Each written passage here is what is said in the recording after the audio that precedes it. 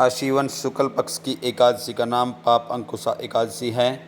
पाप अंकुशा एकादशी का नाम दो शब्दों से मिलकर बना है, पाप और अंकुश। पाप अंकुशा एकादशी व्यक्ति के सभी पापों और अपराधों पर अंकुश लगाती है, इसलिए इस एकादशी को पाप अंकुशा एकादशी कहते हैं। और पाप अंकुशा एकादशी का व्रत रखने वाले भक्तों के सभी पापों का नाश हो जाता है और ऐसा व्यक्ति सद्मार्ग पर चलता है। इस बार पाप अंकुशा एकादशी के दिन भद्रा भी लग रही है, तो चलिए जानते हैं एकादशी का व्रत किस दिन रखना चाहिए और हरिवासर का समय कब से कब तक रहेगा, व्रत खोलने का शुभ मुहूर्त क्या रहेगा, इसके अलावा भद्रा काल कब से कब तक रहेगा, पूजा के समय क्या कर सकते हैं और किन किन चीज़ों का दान एकादशी तथा द्वादशी तिथि के दिन करना शुभ माना गया है।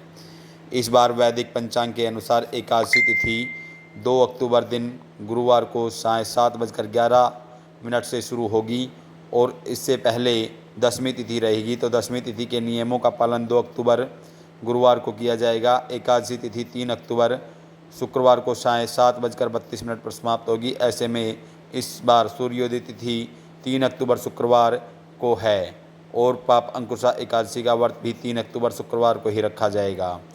3 अक्टूबर शुक्रवार को ब्रह्म मुहूर्त सुबह 4:45 से लेकर 5:35 तक रहेगा। सूर्योदय सुबह 6:23 पर और सूर्यास्त शायद 6:08 पर होगा। इस दिन धृति योग भी बन रहा है जो रात में 9:46 तक रहेगा।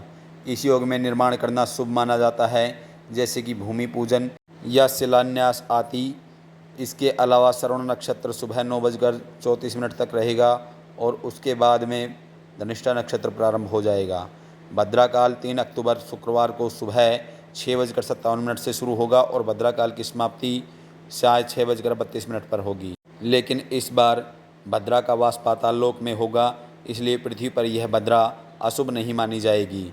तो जो भी काम आप करना चाहते हैं वह इस दौरान कर सकते हैं। लेकिन 3 अक्टूबर शुक्रवार से ही इस बार पंचक भी लग रहे हैं, जो कि लगातार अगले 5 दिनों तक रहेंगी। शुक्रवार के दिन लगने वाले पंचक को चोर पंचक कहा जाता है और इस पंचक के दौरान यात्रा करना ज़्यादा शुभ नहीं माना जाता, साथ ही चोरी आदि का भय भी रहता है। द्वादशी तिथि 3 अक्टूबर शुक्रवार को शायद 6:35 से शुरू होगी और अगले दिन 4 अक्टूबर शनिवार को साय 5:09 पर समाप्त होगी। और द्वादशी तिथि यानी 4 अक्टूबर शनिवार को सूर्योदय सुबह 6:23 पर होगा और सूर्यास्त शाम 6:07 पर होगा। ब्रह्म मुहूर्त का समय सुबह 4:45 से लेकर 5:35 तक रहेगा। इस दिन राहु काल सुबह 9 बजे से 10:30 तक रहेगा। व्रत का पारण 4 अक्टूबर शनिवार को सुबह 6:16 से लेकर 8:45 के बीच किया जाएगा। एकादशी तिथि के नियम अनुसार ही दसवीं तिथि से ही सात्विक भोजन ग्रहण करना चाहिए। सूर्यास्त के बाद अन्न ग्रहण करने से बचना चाहिए। दसवीं तिथि को जौ, मसूर, चना, चावल, उड़द, मूंग आदि अनाजों का सेवन न करें। एकादशी के दिन प्रातःकाल जल्दी उठकर स्नान करके व्रत रखने का संकल्प लें और फिर भगवान विष्णु, भगवान श्री कृष्ण की पूजा करें। चंदन का तिलक लगाकर धूप दीप निवेद्य अर्पण करें और भोग में तुलसी के पत्ते रखकर पंचामृत का तथा मौसमी फलों का या पीली मिठाइयों का भोग लगाएं। इस दिन श्री विष्णु का सहस्त्रनाम का पाठ करें या ओम नमो भगवते वासुदेवाय मंत्र का जाप करें। कथा का श्रवण करें और श्री विष्णु चालीसा का पाठ करें और आरती करें। भगवान विष्णु के भजन कीर्तन करें।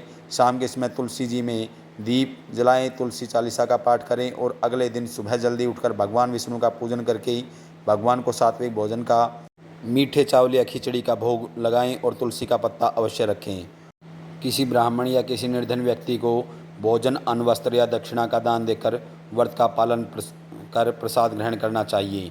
व्रत का पालन करते समय तुलसी का पत्ता, पंचामृत वाला या मौसमी फलों का सेवन करके आप व्रत खोल सकते हैं।